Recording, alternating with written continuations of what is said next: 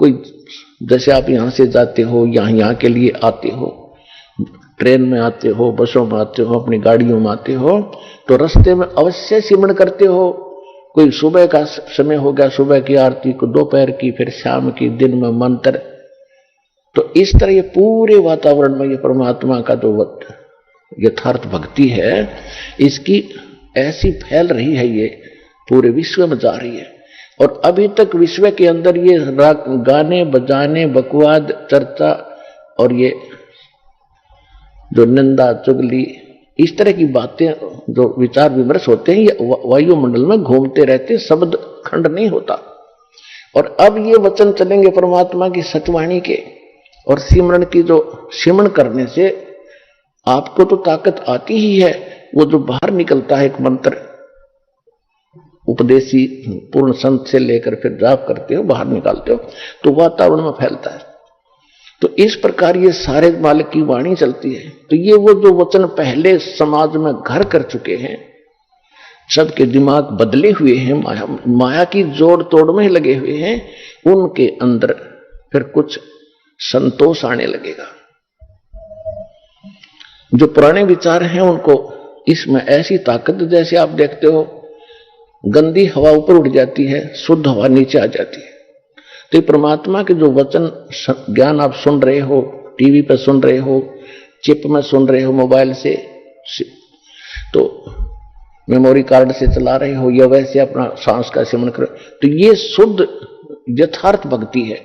ये वातावरण में नीचे नीचे रह जाएगी। और जो ये पहले की बकवादें हैं, जो लड़ाई झगड़े घर घर में हो रहे हैं, आपस में लड़ते रहते हैं, तो ये सारे समाज में घूम रहे, तो सबके माइंड पर टकरा कर वो सबको ऐसे बेचैनी पैदा कर रहे हैं।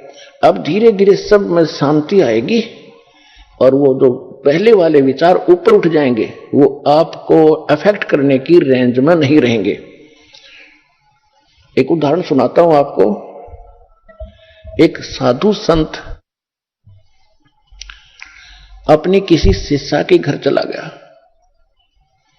उस लड़की के, उस माई के घर पर उसकी बहन आई हुई थी, और उसकी बहन की लड़की विधवा हो चुकी थी। और उस संत के साथ 2-4 भक्त और भी साधु थे, उन सब ने वहां पहुंच गए। तो उसकी जो शिष्या थी उस संत की, उसने अपनी बहन का सहयोग लिया खाना बनाने में, कि बहन खाना बना, कई भक्त आ गए हैं, महात्मा जी आए हैं। तो जब उन्होंने खाना खा लिया, शाम में वह सो गए, तो सारी रात वो संत बैठा रहा। ऐसा सपना आया उसको कि जैसे मेरी बेटी विधवा होगी, हे भगवान, छोटे छोटे बच्चे हैं, इसका क्या होगा, ये कैसे जीवन निर्वाह करेगी, मेरी तो भोली भाली बेटी है, ये कैसे जिएगी। ऐसा करता करता इतना बेचैन होकर वो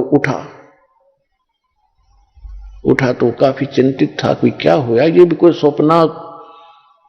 सपने में मैं कभी ये बात भी नहीं करता, कभी चर्चा भी नहीं चलती, ये आया तो आया कैसे सपना। तो उसने दूसरे को बताया, उठकर अपने गुरुजी से बताया। तो गुरुजी ने कहा मैं बताता हूं ये क्यों आ गया सपना। उसने वो अपनी शिष्या बुलाई कि बेटी, ये खाना किसने बनाया था आज रात का?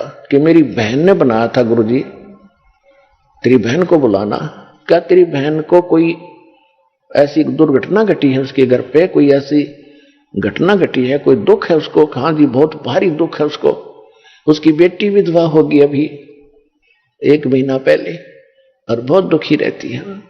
अब वो बहन खाना बना रही थी और मंदिर से सिमरन वो हो रहा था, मेरी बेटी का क्या होगा, छोटे छोटे बच्चे, हे भगवान कैसे निर्वाह करेगी। अंदर से घड़ी दुखी थी। तो वो खाने में प्रवेश हुआ, और वो खाना उसने खाया तो उसमें भी वो उचाटी पैदा कर दी। तो ये सूक्ष्म विचार आपको ऐसे प्रभावित किए हुए हैं, और ऐसी ही प्रेरणा सब में बनी हुई है। सपने में नो दुखी और जागृत में दुखी है ही, सबको मालूम है, कोई जीव सुखी नहीं। तो परमात्मा की ये जो वाणी अब चल रही है, ये बहुत प्रचुर मात्रा में होगी, और ये फिर क्या करेगा, पूरा वातावरण ऐसे चेंज होगा, ये ऊपर चले जाएंगे जो दूसरे वचन हैं जो आज तक सुनते रहे, लेकिन अब उनकी संख्या ज्यादा है, उनकी क्वांटिटी ज्यादा है, हमारी थोड़ी है, तो फिर भी ये ज्यादा प्रभावशाली रहेगा इनको धीरे धीरे। तो हमारे एक गांव में 10 घर 20 परिवार हैं, बाकी सैकड़ों 200 300 वो दूसरे चर्चा वाले। तो धीरे धीरे ये प्रचार उन पे भी असर करेगा, अड़ोस पड़ोस में भी, फिर उनकी भी कभी भावना बदलेगी।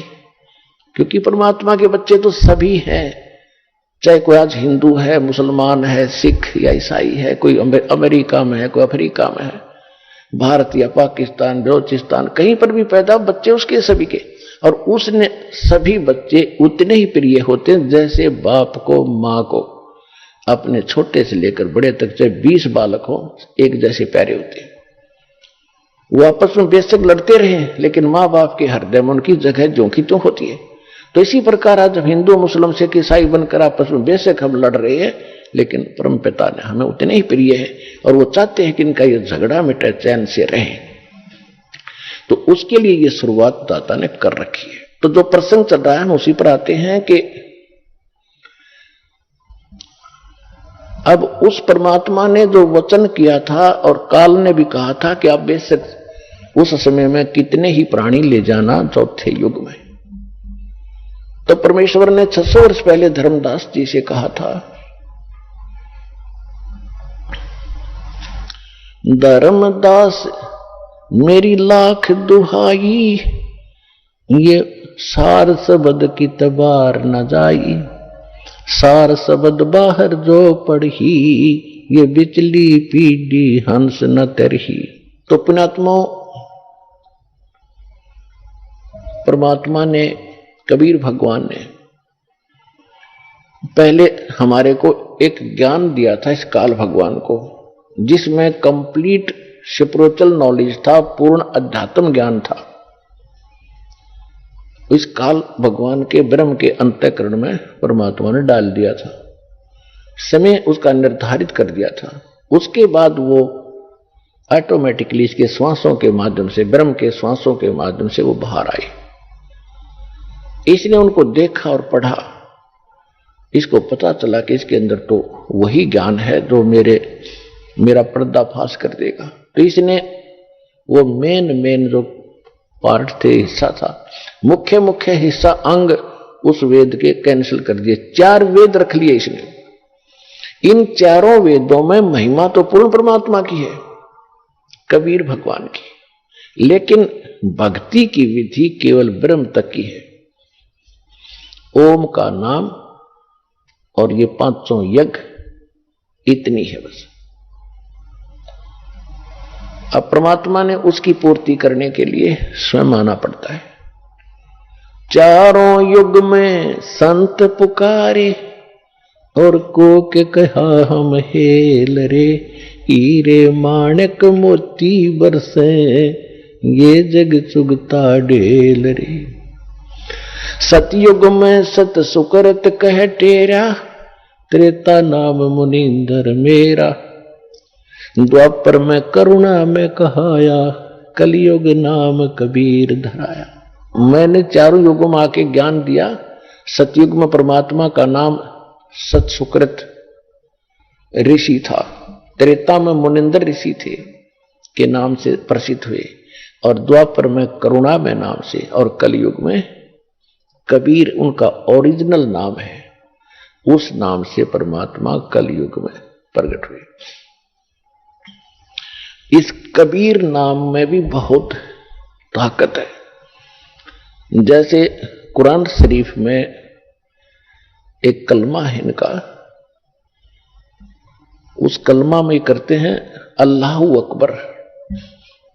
अल्लाहु अकबर, अल्लाह माने अल्लाह, अल्लाह माने भगवान, अकबर अकबर नहीं, वो कबीर है। जैसे